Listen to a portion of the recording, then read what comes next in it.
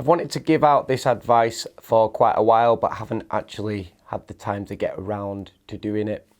But now I have, finally. And it's basically, I want to give you my number one tip for how to develop your guitar playing a lot quicker. And it's a psychological tip, basically, and it's kind of like the same sort of tip that you would use for going to the gym, basically. It's based off a lot of my students, past and some present. Every now and then they'll come to lessons and they'll have excuses as to why they've not played, why they've not practiced, or they'll have excuses for why they can't come this week and whatnot. And basically, my number one tip for developing faster on the guitar is don't allow the excuses in the back of your mind to get the better of yourself. So we all have those days with anything in life in general where we're like, oh, I'm not really in the mood for doing that today. However, the next day, you'll probably think the same way, and before you know it, something that you got into the habit of doing, you're now out of the habit of doing because you've let that one initial excuse in the back of your mind stop you from carrying on doing that thing. So if you haven't actually noticed, I'm in a sling at the minute because I fractured my arm. And I can take it out, I've got a tiny bit of movement, but if you want to see, I can probably see the big bruise on my arm, which is very uncomfortable.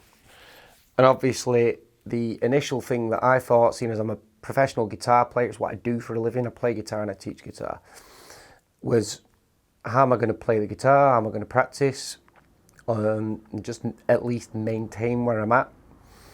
But I didn't let that excuse set in of I'm not going to be able to do it. I then thought, there's plenty of ways for me to still practice the guitar and at least maintain my playing. I've still got my left hand, which is my fretting hand, available to be able to play. And I've still got a slight bit of movement in my arm, in my right arm as well. Obviously, I don't want to be moving this arm too much because I don't want to make the fracture any worse than what it is. However, I'm still teaching people with a fractured arm. I'm not allowing that excuse to wear in and to stop me doing what I love doing, because I love teaching people and I love passing on the knowledge. But I'm also still practicing with a fractured arm as well. It's nothing that's going to stop me. And I've had students before that have come in, I've cut my finger.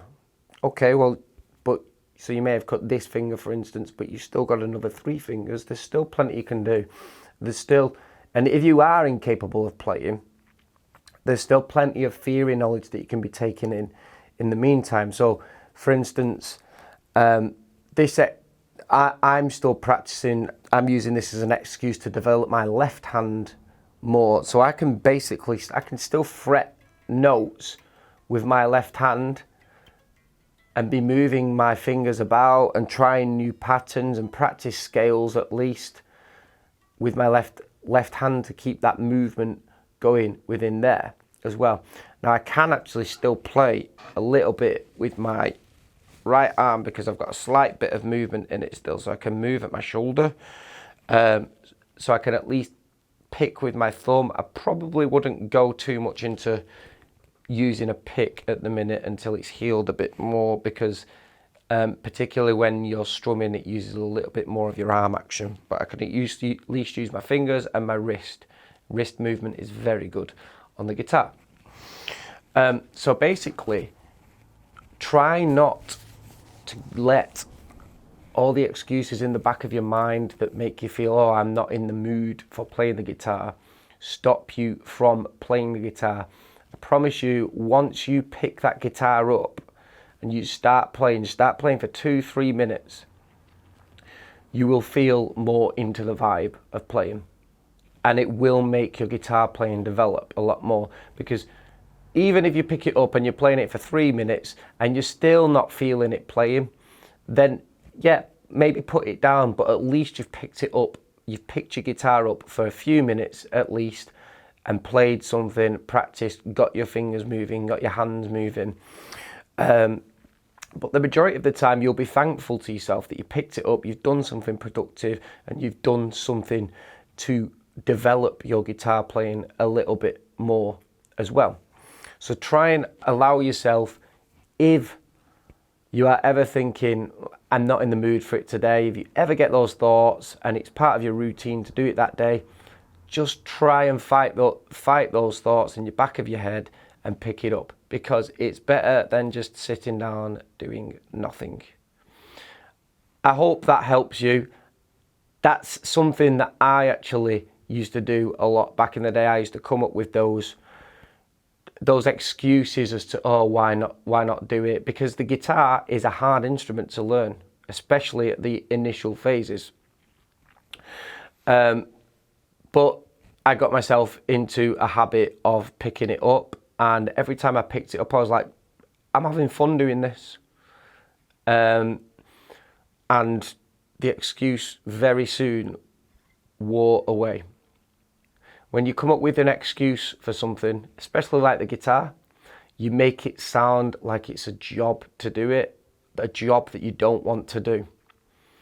But the guitar is just fun, and just have as much fun with it as you possibly can.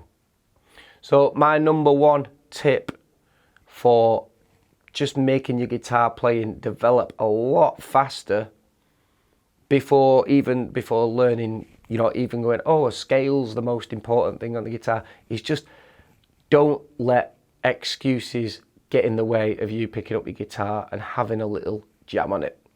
Hope that helps, and I'll catch you in another video soon, hopefully. Peace out and keep on rocking.